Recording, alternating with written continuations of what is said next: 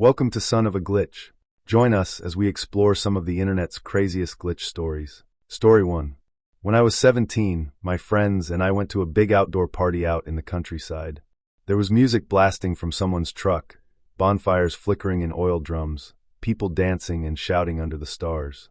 I remember feeling happy and free, until the drinks caught up with me. I did far too much, and soon my stomach was churning. I stumbled away from the main crowd, weaving between parked cars and through a patch of tall grass, looking for a private place to puke or just collect myself. The field stretched out behind the party, dark and quiet except for the muffled bass thudding in the distance.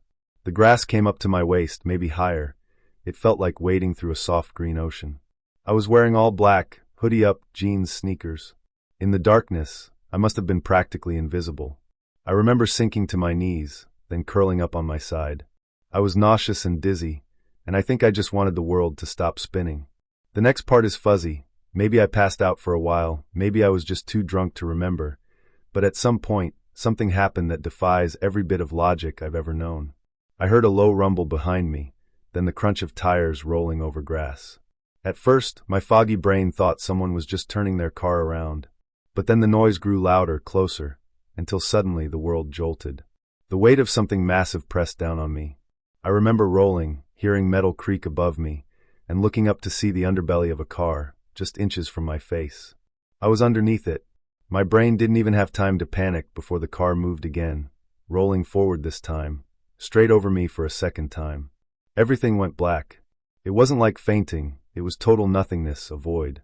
But within that darkness, I saw something impossible. It was like a film reel flashing at high speed, snapshots of my life. My childhood home, my mom smiling at me from the kitchen window, my first bike, my first heartbreak, every moment that had ever meant something, all flashing before me in perfect, silent clarity. Then, just as suddenly, there were voices. Distant at first, then frantic. My friends were shouting my name. I blinked, and the world came rushing back. Someone was lifting me up, pulling me out of the grass. My head was pounding, my shirt streaked with dirt and tire marks. I remember someone saying, "Oh my God, she's alive." Aside from a black eye and those tire marks across my chest, I was fine. Completely fine. I should have been crushed, mangled, something. But when I stood up, nothing hurt. No broken ribs, no bleeding, no internal pain. My legs were shaky, but I could walk. My friends were terrified. They called a cab immediately. I went straight to my girlfriend's house, where I was supposed to be spending the night. When I got there, I stripped off my hoodie and just stared at it. A thick, black tire streak ran straight across the chest, proof that what happened was real. I sat in her bathtub for what felt like hours, sobbing, trying to process it all. The water went cold long before I stood up. Eventually, I called my dad. It was 5 in the morning, and I told him I needed to go to the hospital. He didn't believe me when I said I'd been run over. He thought I'd been in a fight. I remember his disbelief hurting almost as much as the experience itself. But he took me anyway, and after a full checkup, X-rays, scans, everything, the doctors said I had no internal injuries, no fractures, nothing. Just a bit of bruising. One doctor told me the only reason I survived was because the ground was soft, that it absorbed the impact. Maybe that's true, but it still doesn't explain the flashes of my life I saw in that instant of blackness, or how the car managed to run me over twice without breaking a single bone. Later, I found out the driver, some guy from another group at the party, had been devastated. He'd thought he killed me. When he realized I was alive, he apparently broke down crying and even punched out one of his car windows. I never met him, but I can't imagine what he must have felt when he heard the thump under his tires. Story 2. A few years ago, I went night fishing with my uncle at one of our usual spots, a quiet stretch of river far from the city lights. We'd been fishing there for years, just the two of us, sitting on folding chairs with our lanterns and thermos of coffee, the kind of silence that only exists deep in the countryside. It was the perfect place. Calm water, no traffic noise, no phone signal, just the hum of crickets and the soft splash of fish breaking the surface. That night, the air was cool and heavy with mist, and a thin crescent moon hung over the trees. It must have been close to midnight when my uncle first noticed it. "There's someone over there," he said, his voice low but uneasy. I followed his gaze across the water. On the opposite bank, maybe 50 meters away, stood a figure. From that distance, it looked like a man walking slowly along the riverbank. That would have been strange enough on its own, because that side of the river is basically unreachable. There are no trails, no clearings, just thick undergrowth, fallen trees, and knee-deep mud. You'd have to wade through the water or hike miles through dense bush to even get close. But there he was, plain as day, walking like it was the easiest thing in the world. At first, I thought maybe it was a trick of the moonlight, shadows shifting, or a deer moving through the brush, but the shape was too solid, too human. The moonlight was faint, but it caught just enough of the outline for us to see that it was definitely a person. A tall man, by the look of him, moving calmly along the water's edge. Out of curiosity, I grabbed my flashlight and shined it toward him. The beam cut clean across the river, hitting the figure dead on.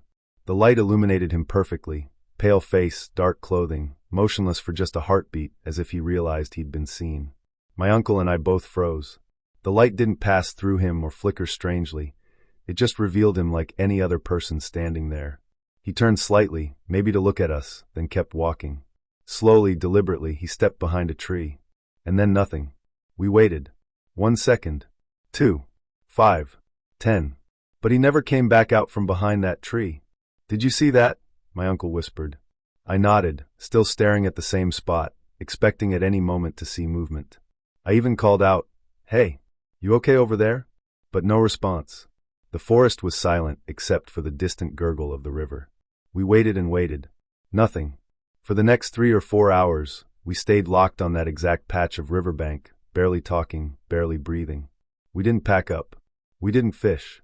We just sat there, eyes fixed on that tree, trying to convince ourselves that it was nothing. Maybe he'd slipped away silently somehow, or maybe we'd both just imagined it. But both of us had seen the exact same thing. Around 3 in the morning, my uncle suggested we go over there and take a look. His tone was cautious but curious, like he needed to know what we'd just witnessed. I remember feeling an almost physical wave of dread at the thought. "No," I said quickly. "Let's not." He looked at me for a moment, then nodded. "Yeah," he said quietly. "You're probably right." We stayed until dawn, neither of us really fishing anymore. Every time the wind rustled the trees or something splashed in the water, I felt my stomach tighten. It wasn't fear exactly, it was something heavier, like the air itself was wrong. When the first hint of daylight crept over the horizon, we packed up in silence. I remember looking across the river one last time. The tree was still there, motionless, innocent. But I couldn't shake the feeling that something had been watching us from that spot all night. The next afternoon, I couldn't help myself. I went back alone. I drove around, followed the nearest dirt track, and tried to find a way to reach the opposite side. It took almost an hour of hiking and cutting through brush just to get close. When I finally reached the general area, I realized how impossible it was for anyone to have been standing there. The ground was uneven and swampy, tangled with roots and reeds. There was no way to walk along the bank like that without sinking into mud or making a lot of noise. There were no footprints, no broken branches, no signs of human presence at all. Just untouched wilderness. That discovery made the whole thing worse. Because if it wasn't a person, what had we seen? And if it was a person, then where did they go? Over the years, I brought it up a few times with my uncle. Each time, he'd shake his head slowly and say, "I still don't know what that was." We'd laugh it off eventually, but beneath it there was always that same uneasy tone. My uncle passed away a couple of years ago. I think about that night more often than I'd like to admit. Sometimes I tell myself it was just a hunter, or maybe someone camping who managed to slip away quietly. But deep down I know better.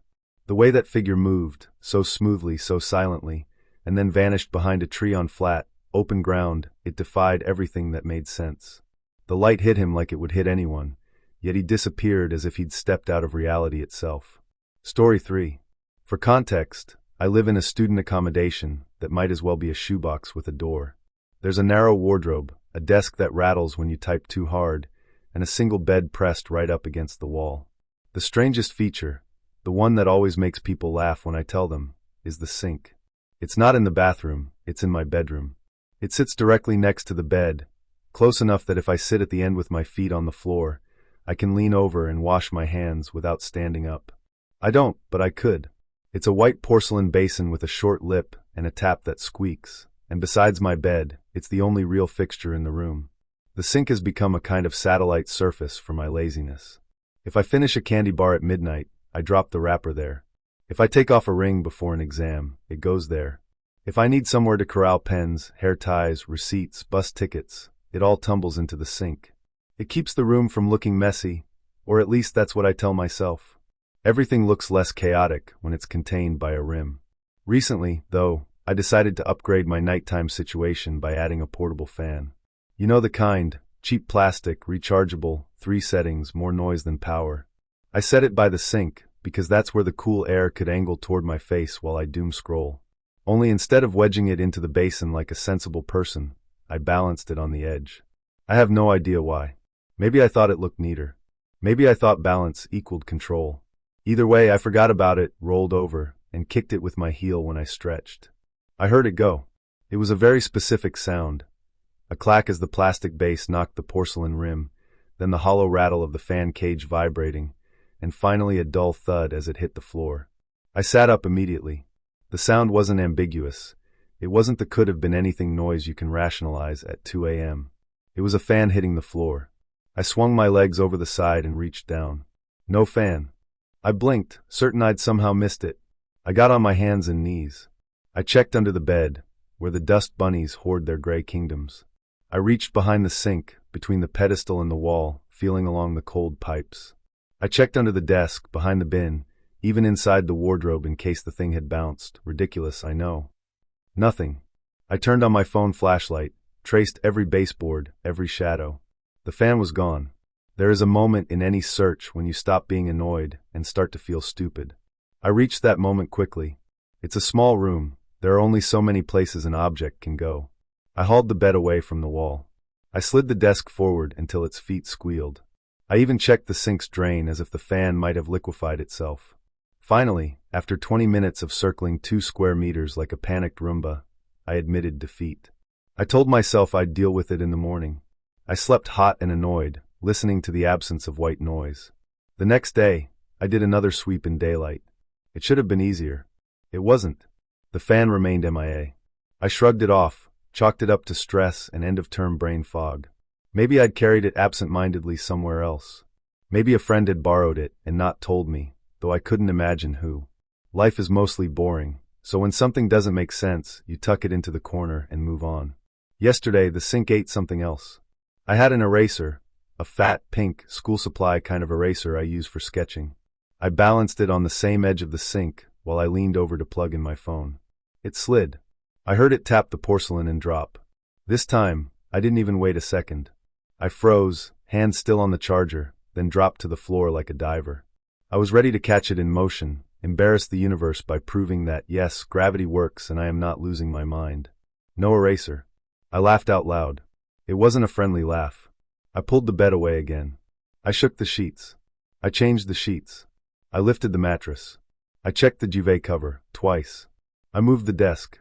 I pulled open the drawers in case the thing had warped reality and chosen to reappear tucked among my socks. I got a broom and swept under everything that could be under. I even took the plastic panel off the pedestal of the sink. Turns out it clips on, and peered at the sad little world of pipes and dust behind it. My hands came away gray. The eraser, like the fan, was simply not there. You can misplace an eraser. I accept that. They are tiny, traitorous things that hide in plain sight. But a whole fan? A fan that made the exact noise of falling, whose sound I could retrace in 3 beats. Where did it go? That question did something weird to my head. It wasn't just the frustration of losing an object. It was the feeling that a rule had been broken, a silent contract torn up while I was looking right at it. There are only so many outcomes available in a room like mine, on the floor, under the bed, wedged between wall and sink. The map is simple. The territory is known. And yet, I started experimenting, which is a grand word for dropping things on purpose. I took a coin, balanced it on the edge of the sink, and flicked it off. It pinged, skittered, and came to rest under the radiator. Good. Reality was back on script. I tried a pen. It rolled under the bed frame where I could reach it. I tried a hair tie, which bounced into the basin like a gymnast nailing a landing. All accounted for. Then I took a wrapper and let it slip. It didn't fall to the floor. It seemed to waft, and then it was just gone. Not under the sink, not in the basin, not anywhere. I stood there with my mouth open, a spectator at a magic show I hadn't agreed to attend. I called a friend to tell the story. She laughed, then asked if I was sleeping enough. I told her I'd changed my sheets, moved my furniture, dismantled part of the sink like a landlord's nightmare. Checked the hallway, she said. I checked. Nothing. Maybe the cleaner took the fan, she suggested. We don't have a cleaner. That night, I lay in bed and stared at the sink. I kept imagining a thin seam in the air along the rim, like the slightest shimmer where tile meets porcelain. I imagined the fan tipping through that seam, the eraser sliding after it like a coin into a slot. I imagined a tiny, impossible gap where all the small, unimportant things go when they're tired of being people's afterthoughts. A drain, but not for water. I know how that sounds. I also know what I heard, what I didn't find. The fan is still gone. The eraser is still gone. I've stopped balancing anything on that edge, not because I'm scared, though maybe I am, but because I don't want to feed it. Whatever it is. Maybe it's just a trick of my attention, a pattern made out of coincidence. Story 4. It's been gnawing at me since it happened, and the few people I've told either shrug or offer explanations that don't fit. Maybe they're being kind. Maybe they don't want to think about how easily reality can glitch. But I can't stop replaying it, frame by frame, like if I watch it enough times the cut will show. It was last week, a regular errand day with my mom. We'd already hit the grocery store, and Marshall's was our last stop, the kind of place you wander more than shop. The store smelled faintly of detergent and that powdery candle scent that seeps out of jars even with their lids on. The overhead lights buzzed softly. My mom drifted toward the kitchen section, drawn by discounted spatulas like a moth to flame. I veered off when I saw an end cap full of journals, planners, and notepads, my harmless weakness, the promise that this time stationery would make me a better, more organized version of myself. A woman stood there already, flipping through a notebook. I waited, because there's a little choreography to browsing. Don't crowd, don't reach across someone's body, don't hover like a ghost. She finished, slid the notebook back onto the display, and walked away. I stepped in. The end cap was a tidy chaos of paper, spirals and perfect bound, floral covers and minimal grids, elastic bands and neat pen loops. I started at the top left, working methodically. Pick up a journal. Smooth the cover with my palm. Crack it open and test the paper with my fingertip. Imagine, absurdly, how my handwriting would look on the page. Close it. Place it back exactly where it was. My mom was a few feet away, drifting in and out of my peripheral vision, comparing dish towels. A soft wash of store music blended with carts squeaking and fitting room whispers. The whole moment felt domesticated and harmless. This ritual lasted less than a minute. I never stepped away. I didn't blink for long. I reached for the next planner, paused, and then saw it, an iPhone sitting on top of a planner I had just set down. It was like noticing a stranger suddenly sitting in the passenger seat of your car while you're at a red light. A jarring, wrongness in the middle of ordinary kind of feeling. I froze, hand hovering over a stack of notepads. Silver reflective case, catching the overhead lights so it looked almost liquid, like a mirror had pooled there. It was definitely not my mom's phone. Hers is wrapped in a floral wallet cover that screams coupon folder. This case was sleek, flashy, the opposite of her vibe. Hey, is this your phone? I called out to her anyway, because she was the only familiar body in the vicinity. She didn't hear me, she had drifted farther down the aisle. I picked the phone up, half expecting to see our family photos on the lock screen, but a stranger's face stared back from the wallpaper. Someone I didn't recognize, frozen in the middle of a laugh. Here is the part one can't get anyone to understand. I had just lifted that exact planner. I had set it back down in that exact spot. There was no phone there. No mirror to mistake for one. No metallic bookmark to confuse my eyes. Then, in the breath between one item and the next, there it was. I stared at the shelf, scanning for scents. Maybe there were two of the same planners, and I'd shifted over one slot without noticing. Maybe the exact spot wasn't exact at all. But there was only one of that design. The shelves were sparse and mixed, no neat stacks of identical covers. The silver case glittered accusingly. It hadn't been there, and I hadn't moved. I thought about leaving it. Morally convenient, logistically simple. Set it aside and let fate play receptionist. But my brain ran a quick script of how I'd feel if I were the one retracing my steps, sick with that hollow stomach panic of padding empty pockets. So I scanned the aisle for the woman who'd been there before me.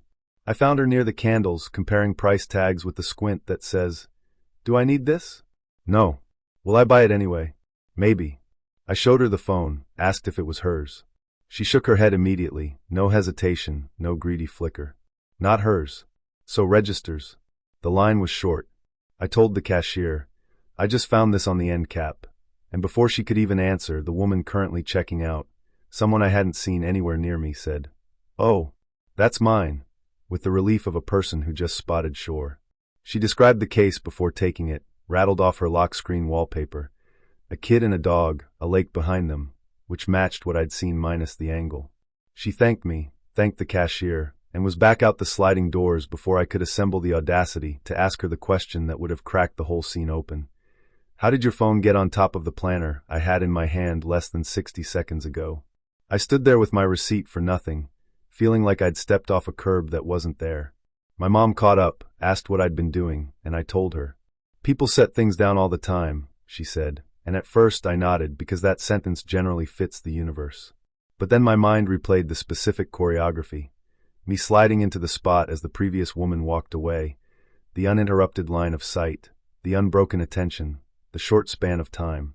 Where in that clean little timeline does a stranger approach my elbow, slide a phone onto the exact object I just handled, and then teleport to checkout? The math refused to math.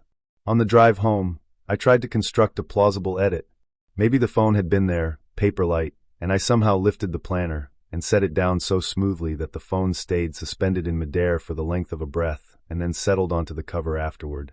I pictured the way a napkin sometimes clings to a plate by static and then drifts down a second later. Except a phone is not a napkin.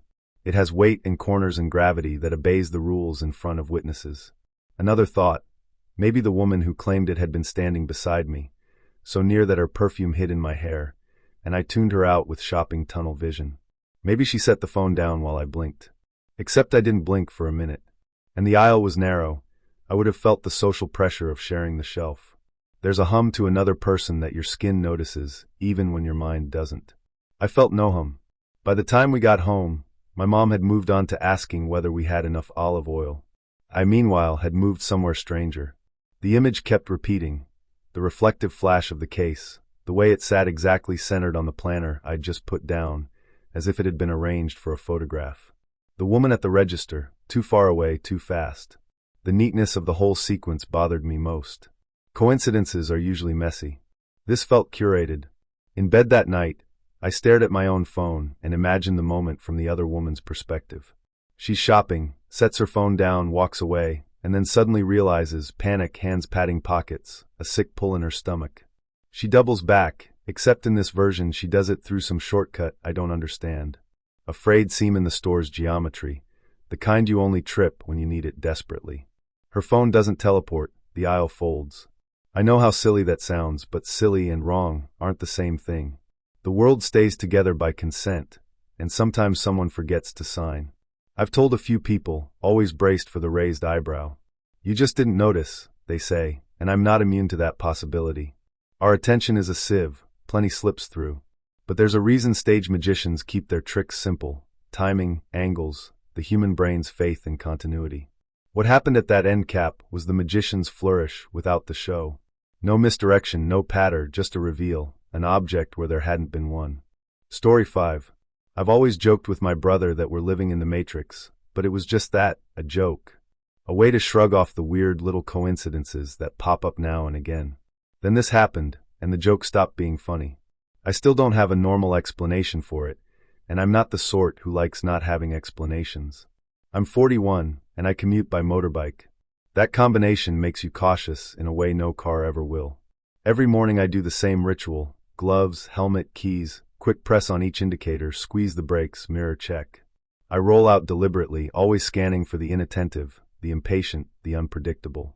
I want to make 42, and I ride like it. About a month ago, on a cool gray morning, I pulled up behind a silver Honda Jazz at a set of lights. The car had a presence, if you can call it that, because it looked like it had been through a slow-motion war.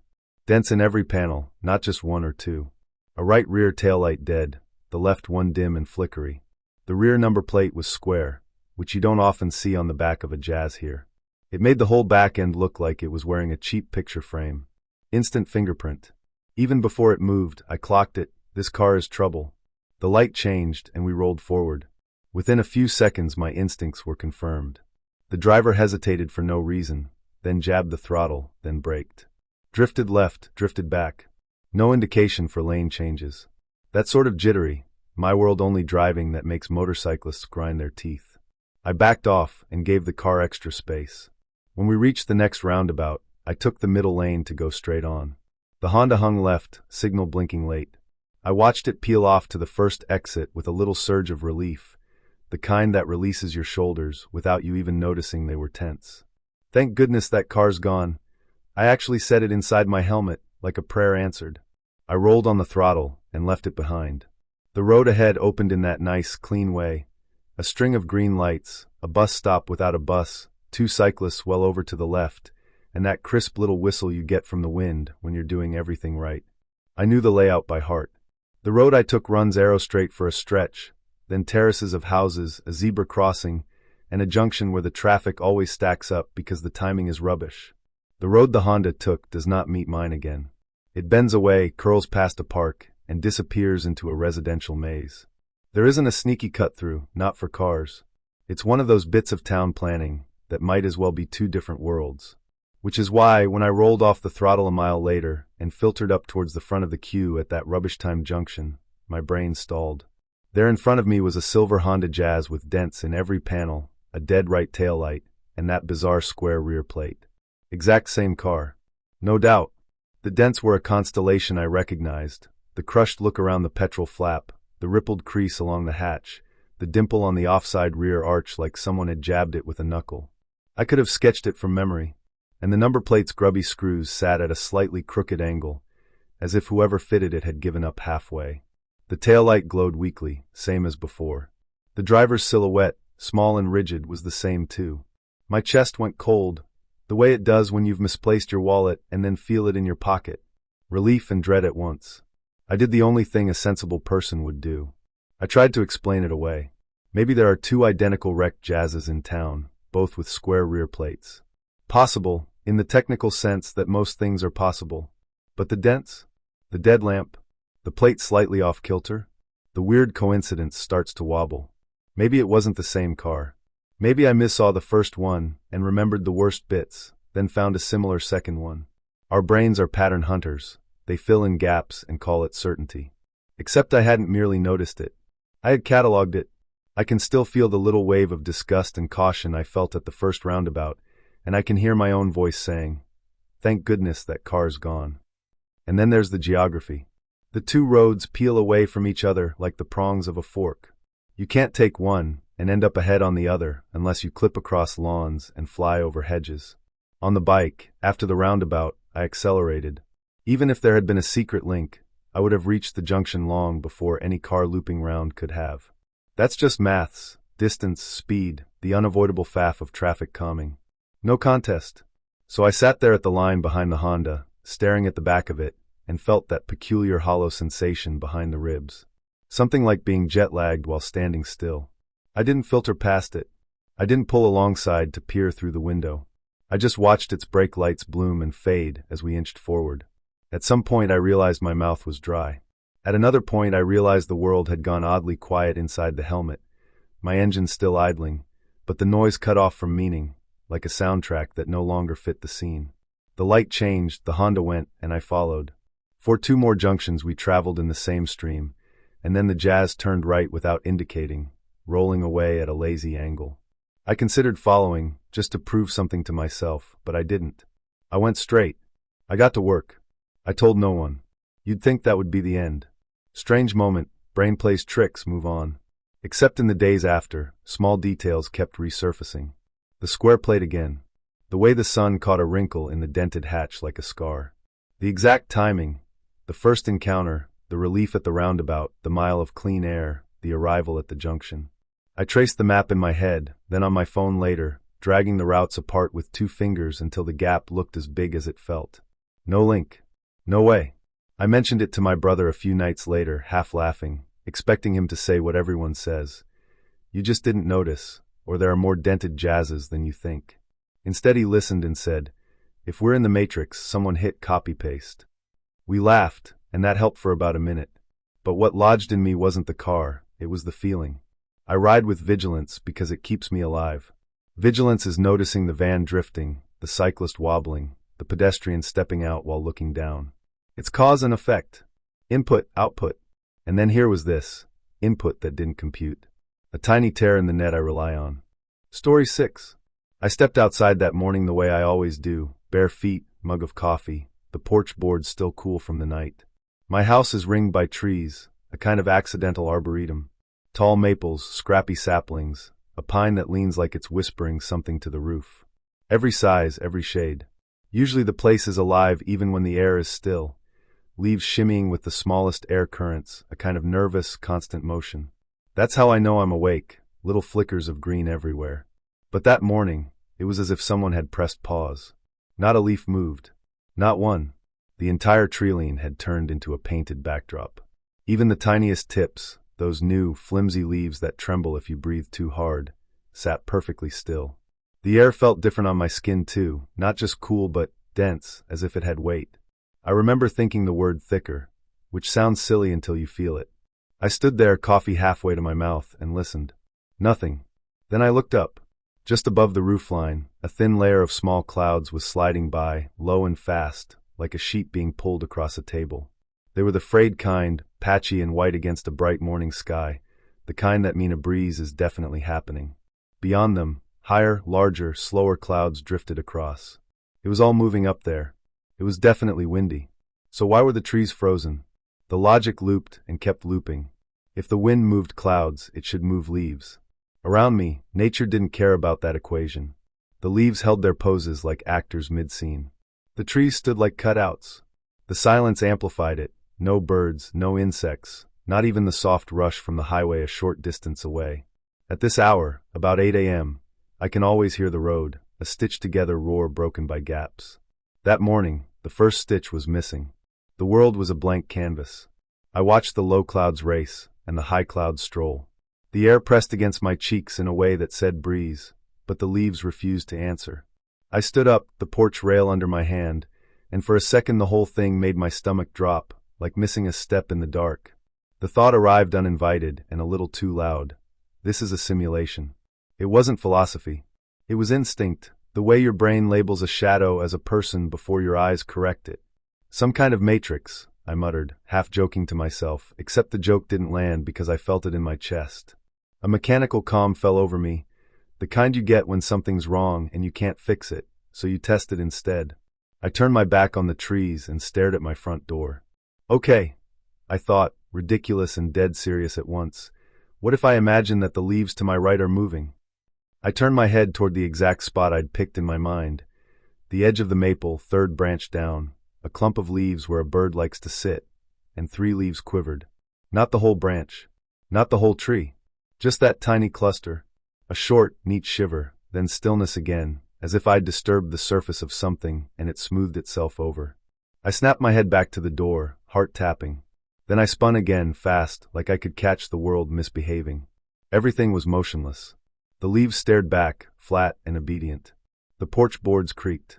I put my coffee down because my hand wasn't steady. In the distance, finally, just once, the road exhaled, the passing roar of what sounded like 2 cars. Then the silence rushed back in behind it and swallowed the gap. No bird chatter. No gulls. No crows. No single, obnoxious sparrow insisting the day had started. I went inside, because I didn't know what else to do. I tried to busy myself with small tasks that didn't require thinking. Rinsed the mug. Folded a towel. Checked my phone, where nothing new had occurred. The whole time I was aware of the edges of the house, like the walls weren't holding the world out so much as holding me in. After about an hour, probably less, but it felt like an hour, I couldn't stand it. I went back out. This time, everything was back on its usual script. The leaves were moving, 1,000 tiny gestures. The trees had that slow, tidal sway in their trunks. A breeze, a real one, brushed the hair at my temples. The highway stitched itself together again. The soft, constant shush of tires on tarmac. Birds had opinions about everything.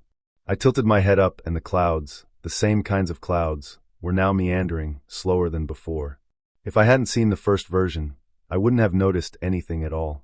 The normalness made me feel both relieved and slightly insulted, as if the world had decided to make a point, and then pretended it hadn't.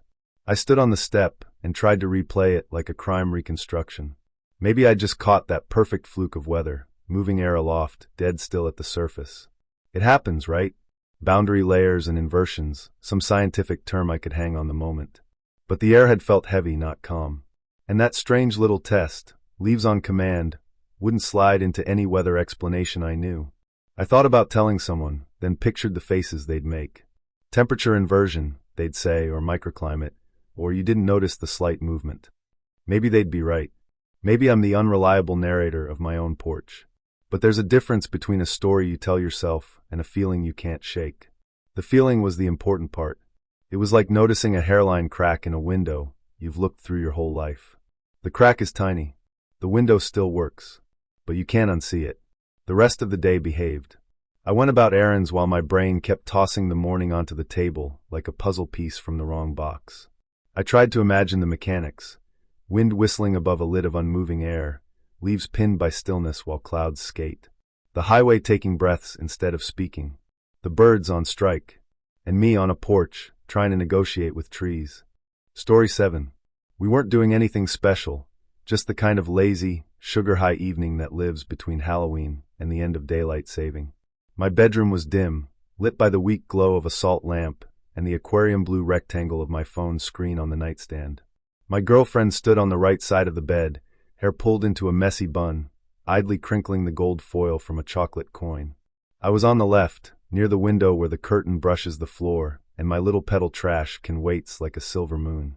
We'd been eating Nerds gummy clusters in bed earlier, the whole crinkly neon bag, and we'd sworn we finished them. We even did that thing where you shake the empty bag like it might conjure one last miracle. 2 points, she said, and tossed the balled-up coin wrapper toward the trash can. She missed. The foil arced wide and slid perfectly into the curtain's little sewn pocket, the one that's decorative but doesn't hold anything except dust. It landed right next to me, a neat, quiet plop, and for whatever reason, that tiny pocket suddenly felt like the center of the universe. I glanced over. In the low light, something round and lumpy sat there, glinting with the soft, crystal sugar shine I know by heart. A Nerds gummy cluster. Bright, ridiculous, unmistakable. The little bumpy planet of sugar we'd been inhaling all night. My brain made an instant storyboard. She tried to toss her wrapper, it fell short, and apparently there'd been a stray gummy left behind from our earlier feast. Easy. Perfectly mundane. I reached out, pinched it between my fingers, felt the gummy give under the pressure in that familiar way, soft center, rough pebble coating, and popped it into my mouth like a cartoon thief stealing a jewel. The taste hit. Chewy, tangy, a burst of artificial grape and lemonade, crunchy little nodules fracturing under my molars. My tongue went hunting for every sharp-edged bit like it always does. "What are you doing?" my girlfriend shriek-laughed, half scandalized, half delighted. I froze, cheeks bulging mid-chew. "What?" I said, mouth half shut, because manners are for people not caught eating pocket candy. "That was a wrapper," she said, doubled over laughing, bracing herself on the edge of the bed. I blinked in the amber light.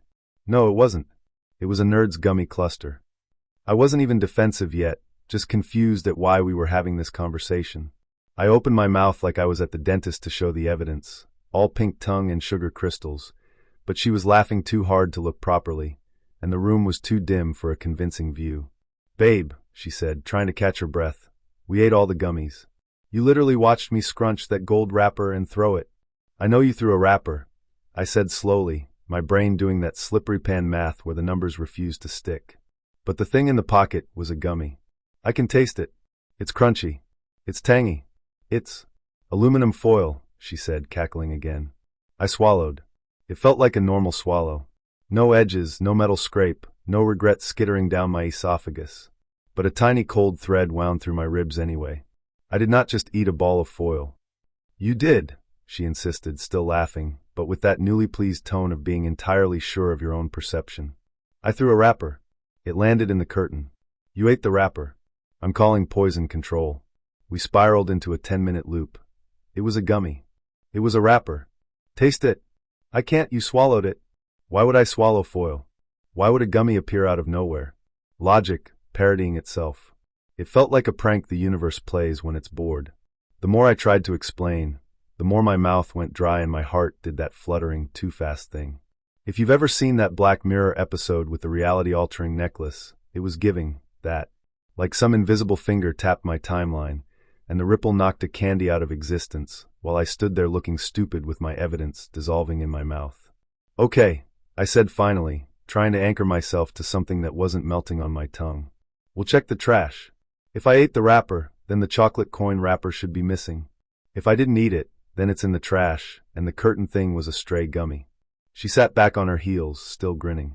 Deal. We checked the bin, which I emptied onto the floor with escalating drama. Tissues, a receipt, a Q-tip that deserved better, a torn mailer. No gold wrapper. She swore up and down she'd thrown the wrapper. I swore up and down I'd tasted gummy. The curtain pocket, empty. The floor clean. The bed, crumbless except for a few respectable nerds' pebbles that looked like survivors of a siege. We even shook out the duvet like we were exorcising it. No wrapper. No stray gummy. No nothing. She pointed triumphantly. You ate the wrapper. I stared at her, then at my treacherous mouth, and felt panic wind a little tighter. I can feel the sugar on my teeth, I said, which sounded like a last, desperate line in a courtroom drama. I know the difference between aluminum foil and candy. Do you? She said, only half teasing now. Do you? I snapped, which was not fair, but I was suddenly dizzy with that gaslighty sensation where reality is sliding under your feet like a cheap rug. I didn't want to doubt her throw. I just didn't want her to doubt my tongue. We stood there in a stalemate. Two people, one missing wrapper, one swallowed something. She softened first, came over, put her hands on my shoulders. Okay, maybe it was a gummy. Maybe one escaped earlier. Maybe I tossed the wrapper short and it bounced somewhere weird. She was trying to comfort me, and I wanted to be comforted, but the stubborn part of my brain kept replaying the moment. The glint, the texture, the crunch. The way my fingers had sunk into the gummy skiv. The way my nose had caught that faint plastic fruity smell. She yawned, genuinely done with the mystery. I'm going to bed. Please don't die of chocolate coin poisoning. I laughed because I love her, then immediately combed the room again as soon as she turned off the light. I checked under the bed with my flashlight, peered behind the nightstand, ran my fingers along the curtain seemed like I'd find a zipper to a parallel pocket. I dug through the bin a second time, then the kitchen bin, then the living room one, in case my memory had quietly rerouted facts to a different place. Nothing. The wrapper didn't exist. Or it existed, and I had absorbed it via sheer argument. Meanwhile, my mouth felt suspiciously normal. Too normal. I lay in the dark listening to her breathing slow and the house settle. Every so often I ran my tongue over my teeth to feel for grains of sugar, as if the truth might be measurable in microscopic crystals. I thought about all the times reality politely edits itself. How keys disappear and reappear in bowls you've checked. How socks travel into a dimension called behind the dryer. How phones teleport to the top of books you swear you just moved. Usually we shrug and blame ourselves. Usually we don't swallow the evidence. The next morning, she made coffee and didn't bring it up. I did. Of course I did. You really think I ate foil? I asked a little softer. She smiled. I think you ate something. I also think you're a sane person. Can both be true.